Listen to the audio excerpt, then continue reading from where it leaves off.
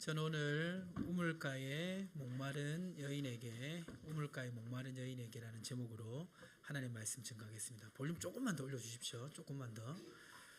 그 사람의 몸속에 이 물이 부족하면 갈증을 느끼게 되는데요. 갈증을 해소하기 위해서 이제 우리가 물 대신에 탄산음료를 마실 때가 많이 있습니다.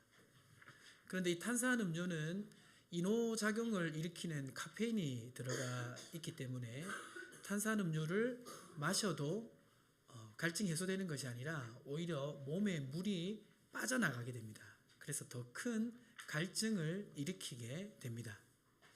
오늘 본문에 보면 목마른 갈증을 가지고 우물가에 서 있는 한 남자가 있습니다. 그분의 이름은 누구시죠? 예수님입니다.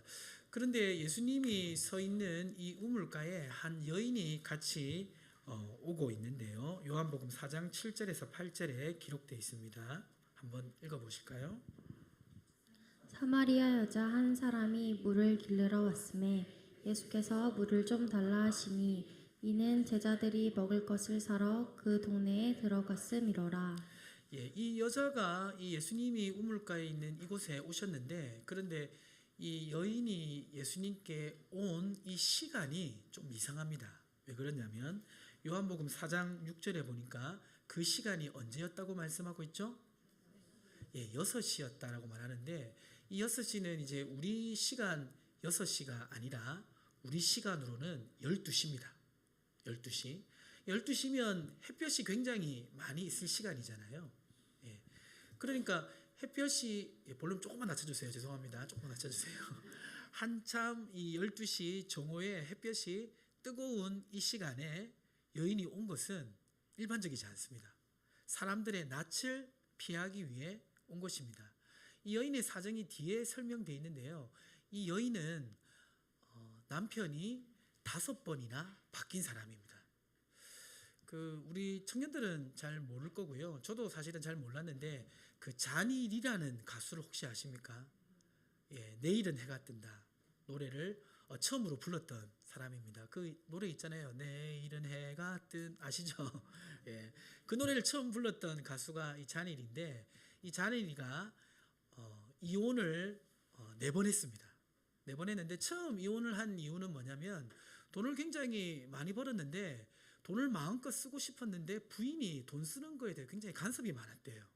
그래서 자유롭게 돈을 쓰고 싶어서 첫 번째 부인과 이혼을 했고, 그 다음에 이제 두 번째 부인을 만나서 이제 또 살다가 이혼을 했고, 세 번째 부인을 만났는데 세 번째 부인은 굉장히 작은 일에 간섭이 심했다고 합니다.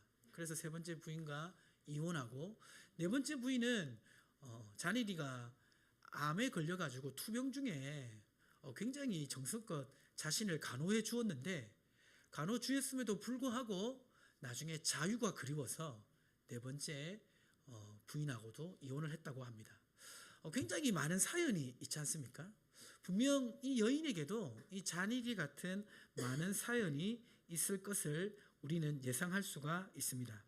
그래서 이 여인은 정오에 아무도 없는 그 시간에 물을 기르러 온 것입니다. 오늘 예수님이 이 사마리아 수가성 우물가에 온 것은 그냥 온 것이 아닙니다. 원래 유대인들은 이 사마리아를 지나가지 않습니다. 왜 그러냐면 사마리아인들은 원래 같은 이스라엘 백성이었지만 이 포로기를 지나면서 사마리아인들은 이방 민족과 혼혈되는 일들이 많았습니다. 그러다 보니까 유대인 입장에서는 거룩한 언약의 백성이 어떻게 이방인들과 혼인할 수 있느냐, 이러한 것들에 대해서 정죄하면서 사마리아인들을 이방인 취급했습니다. 그래서 같이 대화도 하지 않고 그 지역으로는 다니지도 않았던 것입니다. 자, 그런데 오늘 예수님이 이 사마리아 수가성에 온 것은 그냥 온 것이 아니라 의도적으로 이 여인을 만나기 위해서 오신 것입니다. 예수님은 의도적으로 이 여인을 만나기 위해서 오셨고, 이 여인에게 말을 겁니다. 무엇이라 말을 걸었냐면 물을 좀 달라라고 말했습니다. 거기에 대해서 이 사마리아 여자가 뭐라고 답했냐면 요한복음 4장 9절에 보면 기록되어 있는데요. 한번 읽어보시겠습니다. 사마리아 여자가 이르되 당신은 유대인으로서 어찌하여 사마리아 여자인 나에게 물을 달라 하나이까 하니 이는 유대인이 사마리아인과 상종하지 아니함이로라. 그러니까 이 유대인은 원래 말을 안 걸어야 되는데 딱 봐도 유대인인데 왜 나한테 말을 거냐 이렇게 얘기를 한 겁니다. 그런데 지금 예수님은 유대인으로서 여인에게 접근한 것이 아닙니다. 요한복음 4장 10절에 보면 이 질문에 대해서 예수님은 이렇게 말합니다. 예수께서 대답하여 이르시되 내가 만일 하나님의 선물과 또 내게 물 좀 달라 하는 이가 누구인 줄 알았더라면 내가 그에게 구하였을 것이요 그가 생수를 내게 주었으리라. 그러니까 지금 이 예수님은 하나님의 선물을 이 여인에게 주기를 원하셨습니다. 근데 그 선물은 어떤 것이었냐면 이 여인의 인생의 갈증을 해결할 수 있는 생수와도 같은 것이었습니다. 지금 이 여인은 물을 뜨러 왔습니다. 물을 뜨러 오는 것이 한낮에 뜨거운 햇볕 가운데 얼마나 번거롭고 힘든 일이었겠습니까? 그런데 이 여인을 더욱 괴롭히는 것이 있었습니다. 남의 낯을 피해 우물가에 가야 하는 여자의 마음이 더 피곤하지만 이러한 피곤함을 만들어내는 근본적인 이유는 그녀의 많은 남편 때문인데요. 자, PPT 넘겨주세요. 예. 그녀는 이 사실을 부끄러웠습니다. 그런데 부끄러움보다 더한 괴로운 감정이 여인의 삶을 목마르게 하였는데요. 그것은 무엇입니까? 많은 남편을 가졌지만 채워지지 않는 삶의 허전함 때문입니다. 그러니까 지금 이 여인에게 생수란 것은 단순히 마시는 물뿐만 아니라 그 인생의 갈증을 의미합니다. 그는 많은 남편을 만났음에도 불구하고 채워지지 않는 삶의 허전함을 가지고 있었습니다. 예수님은 복음을 통해서 그 허전한 여인의 마음에 진정한 인생의 생수를 주기를 원하신다고 말씀하신 것입니다. 그런데 이 여인은 그 예수님의 말씀을 알아듣지 못했습니다. 그리고 예수님이 그러한 능력이 되지 아니한다고 생각했습니다. 그래서 요한복음 4장 11절에는 이렇게 기록되어 있는데요. 4장 11절 읽어보겠습니다. 여자가 이르되 주여 물 기를 그릇도 없고 이 우물은 깊은데 어디서 당신이 그 생수를 얻겠사옵나이까. 예, 이렇게 이제 답을 했고요. 그리고 이제 요한복음 4장 11절에 보면 또 이렇게 말합니다. 우리 조상 야곱이 이 우물을 우리에게 주셨고 또 여기서 자기와 자기 아들들과 짐승이 다 마셨는데 당신이 야곱보다 더 크니까 무슨 말이냐면 예수님이 하나님의 선물이라고 얘기했잖아요. 그런데 이 사마리아인들은 자신들은 하나님의 약속을 받은 사람들이라고 생각했습니다. 이 사마리아 지역에 살았던 사람들이 요셉 지파의 사람들인데요. 이들은 다 누구의 자손이었습니까? 야곱의 자손이었죠. 이스라엘 백성의 이제 시조가 되는 야곱의 후손이었습니다. 그러니까 유대인들은 사마리아인을 무시하지만 사마리아인들은 그래도 하나님의 약속을 받은 사람이라고 생각했습니다. 그러니까 예수님이 하나님의 선물이라고 말을 해도 여인은 어떻게 생각했냐면 우리도 하나님의 선물을 받은 사람이다 이렇게 생각한 것입니다. 그래서 당신이 야곱보다 더 크니까 라고 질문을 한 것이죠. 그러자 자신의 말을 이해하지 못하는 여인에게 예수님은 자신이 주는 물이 여자가 생각하는 물과 다름을 말씀합니다. 요한복음 4장 13절 말씀, 자 크게 한번 읽어보겠습니다. 예수께서 대답하여 이르시되 이 물을 마시는 자마다 다시 목마르려니와. 지금 여인은 분명히 야곱의 후손이었어요. 하나님의 약속을 받은 사람입니다. 그런데 그녀의 삶은 어떠했습니까? 남편이 지속적으로 바뀌었지만 그 인생의 허전함이 여전히 계속되었던 것입니다. 처음 남편을 바꿀 때는 새로움이 있었고 잠시나마 그 마음을 채워주는 그런 만족함이 있었습니다. 그런데 시간이 지나니까 비록 남편이 바뀌었지만 여전히 그 삶의 갈증은 해소되지 않았던 것입니다.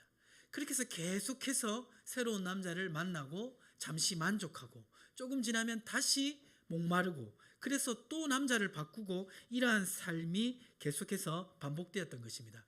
이 여인에게는 이 남편이 꼭 무엇과 같냐면 목이 마를 때 먹는 우물과도 같은 것이었습니다. 우리가 우물에 가서 갈증이 있을 때 물을 마시면 마실 때는 좋지만 좀 지나면 어떻게 됩니까? 목말라지잖아요.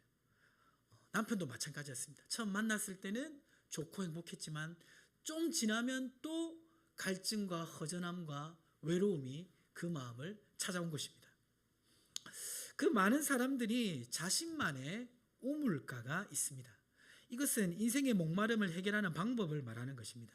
여인에게는 남자가 자신의 우물가였습니다. 여러분에게는 무엇이 여러분의 우물가입니까? 무엇이죠? 무엇입니까?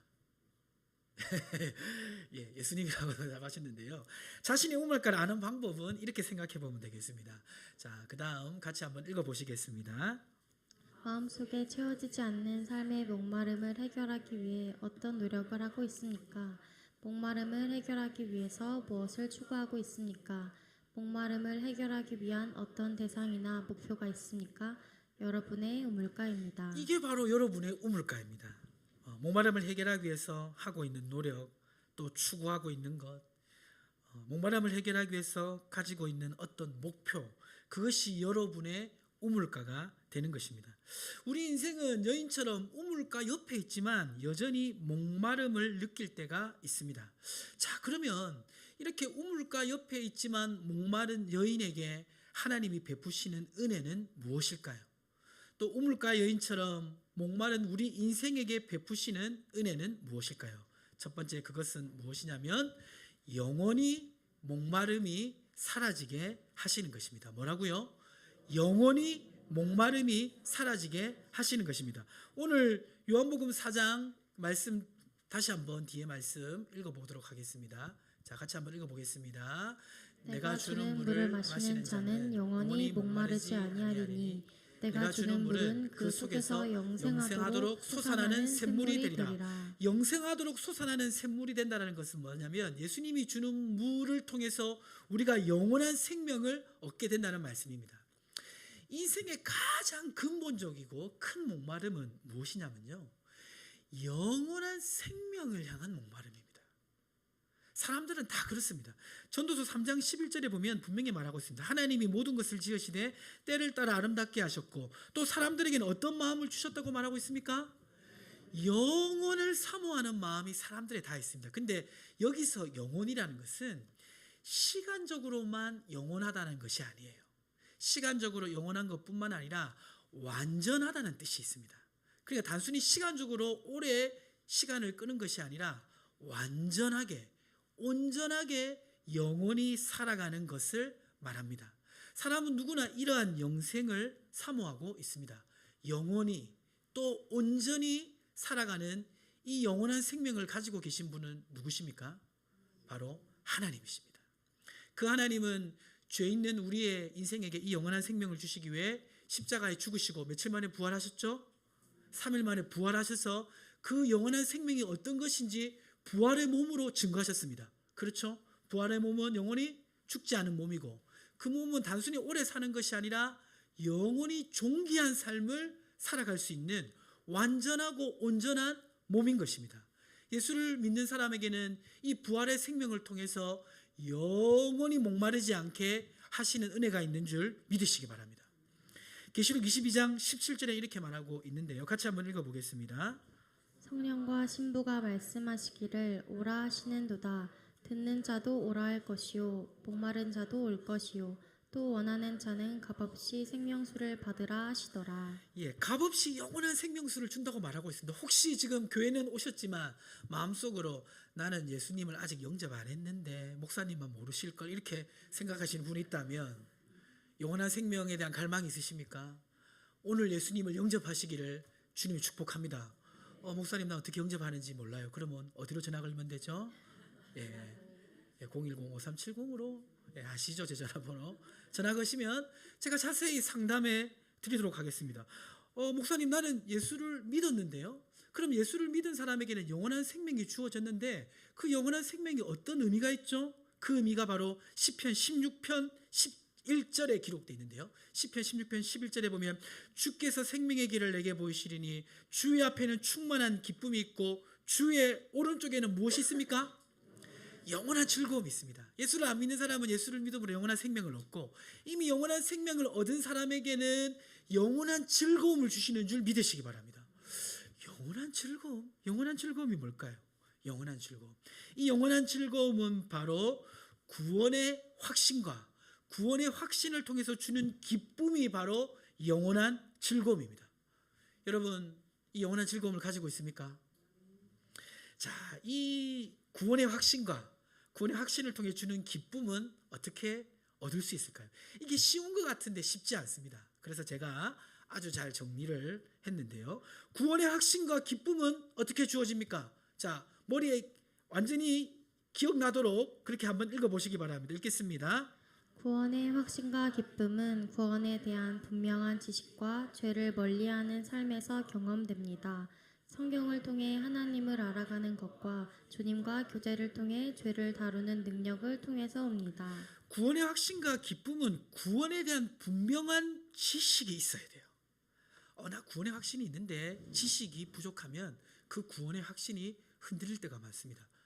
언제 흔들리냐면 우연히 이제 서점에 잘 안 가는데 어쩌다가 서점에 한번 갔는데 거기에 기독교 서적 중에 지옥에 가는 크리스찬 이런 제목의 책을 보면 깜짝 놀래가지고 혹시 내가 하면서 볼 때가 있고, 요새 유튜브 보다가 이제 우연히 또 클릭을 했는데 거기에 어떤 사람이 나와서 교회에서 누가 구원이 영원하다고 가르칩니까? 그거 거짓말입니다. 이렇게 딱 얘기를 하면 그 말을 듣고 설마 하면서 마음이 흔들린다면, 흔들린 적이 있으시다면 구원에 대한 지식이 견고하지 않기 때문입니다.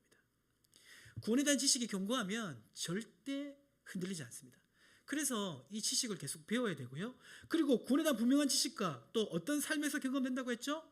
죄를 멀리하는 삶. 죄와 가까이 하는 삶을 살면요, 구원의 기쁨이 있을 수가 없어요. 머리를 놔도 기쁨이 사라집니다. 자, 근데 이 죄라는 녀석이 만만합니까? 만만하지 않습니까? 죄하고 싸우면 이길 때가 많습니까? 질 때가 많습니까? 그냥 내가 꽉 잡아가지고 그냥 이렇게 막 쉽게 누르는 대상이 아니라 나를 잡아먹을 듯이 나를 쓰러뜨리고 나를 무너뜨릴 때 많지 않습니까? 이 죄에 대해서 이기기 위해서는요, 죄를 다루는 방법을 알아야 됩니다. 저희 아버님이 건강원을 하셨는데요, 건강원에서 주로 다루는 생물 중에 하나가 뭐냐면 뱀입니다. 예. 이 뱀이 굉장히 공포스럽잖아요. 예. 그런데 저희 집에 이제 아버님이 이제 그 장사를 하시기 위해서 어쩔 수 없이 집에 뱀을 갖다 놓은 적이 있었는데 그때 저희 형수님이 집에서 주무셨어요. 그런데 밤에 뱀이 있는 자리를 나왔습니다. 어떻게 됐을까요? 우리 형수님은 주무시고 뱀이 풀려난지도 모르고 아침까지 일어나셨고요. 그 사이에 저희 아버님이 잡으셨어요. 근데 저희 아버님은 뱀을 무서워하지 않습니다. 왠 줄 아세요? 뱀을 다루는 방법을 아니까요.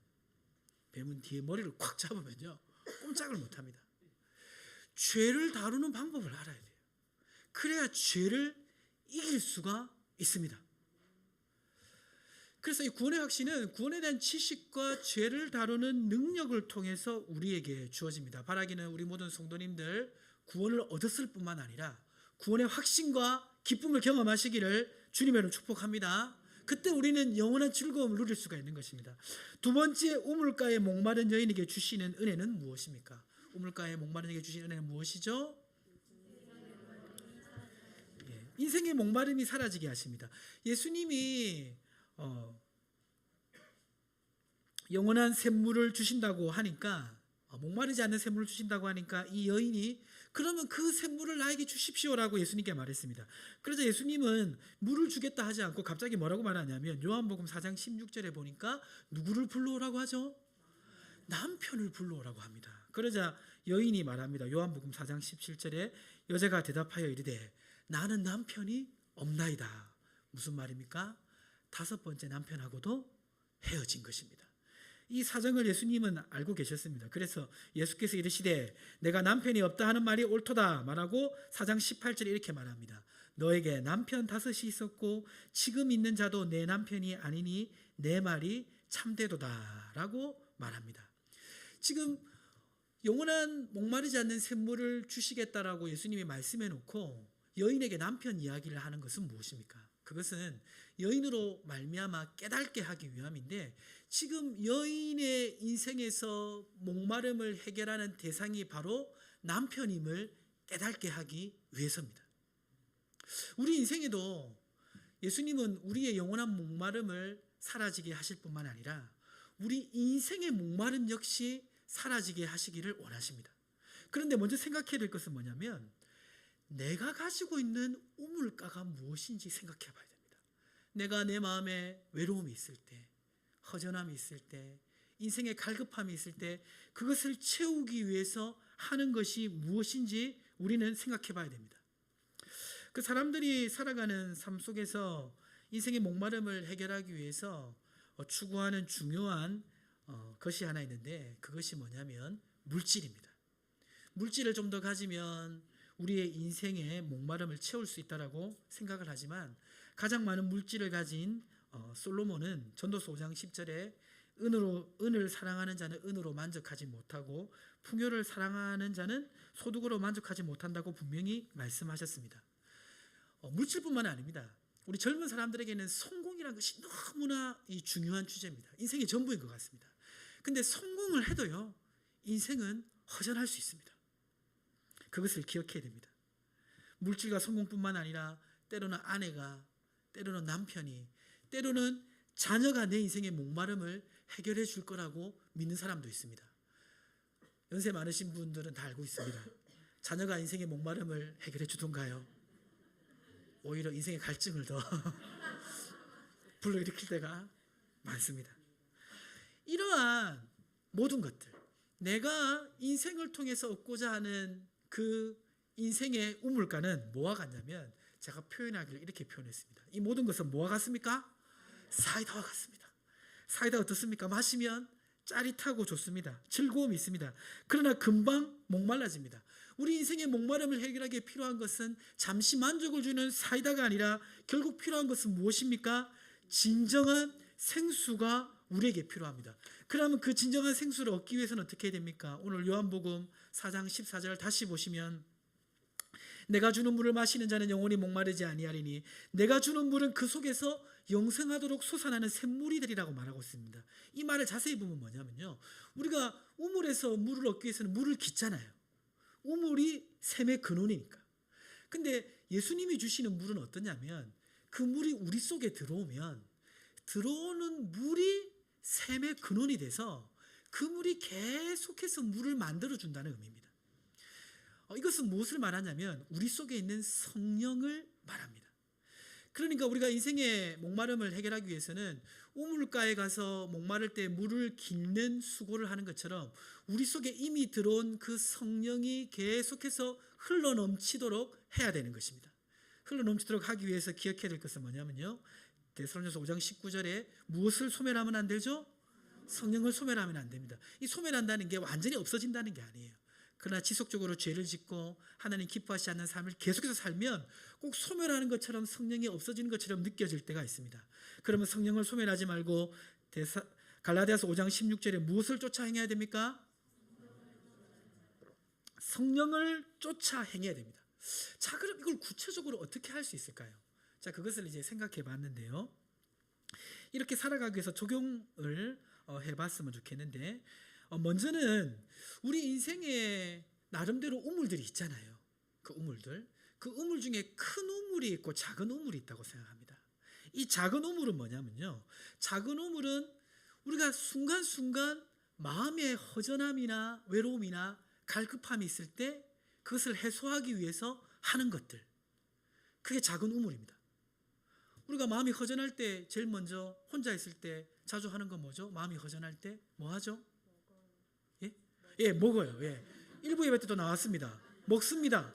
과자를 먹죠. 근데 과자를 먹으려면 사가지고 와야 되잖아요. 과자가 없을 때는 어떻게 허전함을 채웁니까?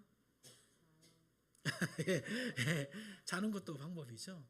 습관적으로 우리가 하는 건 뭡니까? 우리가 아주 순간순간 많은 시간을 쓰면서 우리의 허전함이 채워지지도 않는데 본능적으로 사용하는 건 뭐죠? 핸드폰이죠. 핸드폰 그냥 별 의미도 없는데 그냥 할 일 없으니까 할 때 많이 있잖아요. 그렇지 않습니까? 이거 우리 인생의 작은 우물입니다. 때로는 술 한 잔이 작은 우물이 될 때가 있습니다. 때로는 사람을 만나는 것도 작은 우물이 될 때가 있습니다. 취미생활도 작은 우물이 될 때가 있습니다. 그게 나쁜 것은 아니지만 기억해야 될 것은 뭐냐면 그거는 사이다와 같아서 진정한 갈증을 해소해 줄 수 없다는 겁니다. 그러면 우리가 삶 속에서 적용해 볼 수 있는 건 무엇입니까? 순간순간 내가 작은 우물에서 물을 기를 때 인생의 우물에서 물을 기는 것이 아니라 하나님의 우물에서 물을 길러보는 것이죠. 화장실에 앉아서 뭐 하세요? 뭐 하십니까? 핸드폰 하십니까? 핸드폰 하시는 분 많죠. 화장실에 앉아서 핸드폰 하는 거 대신에 가족을 위해서 기도 한번 해보십시오. 그 시간, 짧은 시간, 긴 시간이 될 때도 있죠. 예, 딴 거 하지 마시고 그때 한번 가족을 위해서 기도해 보십시오. 출근하실 때 지하철이나 이렇게 차를 타고 가시다가 길이 막혔을 때 앉아서 갈 때는 말씀을 묵상해서 한번 가보시고요. 서서 갈 때는 마스크를 쓰고 기도하면서 가보시는 것도 방법이 될 수 있습니다. 술을 마시고 싶거나 친구가 생각날 때 그때 술 친구를 찾는 게 아니라 목사님을 한번 찾아보는 건 어떨까요? 좀 나에게 뭔가 거룩한 영향력을 끼칠 수 있는 사람과 만나서 대화해 보는 것도 방법이 될 수가 있습니다. 마태복음 22장 37절에 보면 이렇게 말하고 있습니다. 예수께서 이르시되 내 마음을 다하고 목숨을 다하고 뜻을 다하고 힘을 다하여 주 너의 하나님을 사랑하라. 이게 어떤 대단한 것이 아니라 나의 일상의 작은 우물을 바꾸어 보는 것. 이것이 주님을 사랑하는 것이 될 수 있음을 기억하시기 바랍니다. 자, 그리고 인생에 큰 우물이 있습니다. 인생의 큰 우물은 무엇입니까? 같이 한번 읽어봤으면 좋겠는데요. 읽겠습니다. 시작. 인생에는 큰 우물이 있습니다. 주로 큰 우물은 인생의 목표입니다. 나는 무엇을 목표로 살아갑니까? 무엇을 위해서 살아갑니까? 그 목표와 가치는 어떻게 나의 삶에 자리를 잡았습니까? 내 인생의 목표, 목적, 중요한 가치, 그것이 무엇입니까? 그것이 내가 만든 것이든 세상에서 나에게 요구하는 것이든 하나님의 말씀의 기준에 맞게 내게 주어진 것인지, 그 목표와 가치를 정할 때 충분히 생각하고 검토하고 믿음의 사람들과 교제하면서 묵상하면서 나온 것인지, 아니면 그냥 나에게서 나온 것인지, 이게 인생의 큰 우물입니다. 이 우물을 한번 바꿔보시길 바랍니다. 그럴 때 하나님께서 우리에게 주시는 삶의 축복은 무엇입니까? 요한복음 7장 37절 38절 마지막으로 보시면 명절 끝날 곧 큰 날에 예수께서 서서 외쳐 이르시되 누구든지 목마르거든 내게로 와서 마시라. 나를 믿는 자는 성경에 이른 것 같이 그 배에 생수의 강이 흘러나오리라. 아까는 샘물, 그냥 내 속에 갈증을 해소할 수 있는 샘물이라고 했는데 지속적으로 그 물이 넘쳐나면 꼭 생수의 강이 배에서 흘러나온 것처럼 내 삶을 완전히 만족시키는 은혜를 주신다고 하나님께서는 약속하고 있습니다. 우리의 삶 속에 큰 우물과 작은 우물을 기르러 갈 때 인생의 우물이 아니라 하나님이 기뻐하시는 우물에서 물을 길러보시기를 주님을 축복합니다. 이런 약속을 주실 줄 믿습니다. 말씀을 마무리하겠습니다. 우물가의 연처럼 목마른 인생에 베푸신 은혜는 무엇입니까? 첫째, 영원히 목마름이 사라지게 하십니다. 그러기 위해서는 예수님을 영접해야 되고요. 또 구원의 확신과 기쁨을 가져야 합니다. 두 번째, 인생의 목마름이 사라지게 하십니다. 인생의 목마름이 사라지기 위해서는 작은 우물을 바꿔야 합니다. 허전함과 외로울 때 행하는 습관을 바꿔야 합니다. 또 큰 우물을 바꿔야 합니다. 인생의 목표나 가치를 하나님 중심으로 정해야 합니다. 그럴 때 우리의 삶 속에서 하나님께서 놀라운 은혜를 주실 줄 믿습니다. 우리 같이 한번 통성으로 기도하겠습니다. 오늘 주신 말씀을 붙들고 같이 기도하도록 하겠습니다. 주신 말씀 적용하며 함께 기도합니다. 하나님 아버지 감사합니다. 오늘 말씀을 주심을 감사합니다. 우리 인생에 목마름이 있습니다. 하나님, 이 목마름을 채워주실 분이 오직 주님이시지만 하나님, 나는 나의 작은 우물 갖고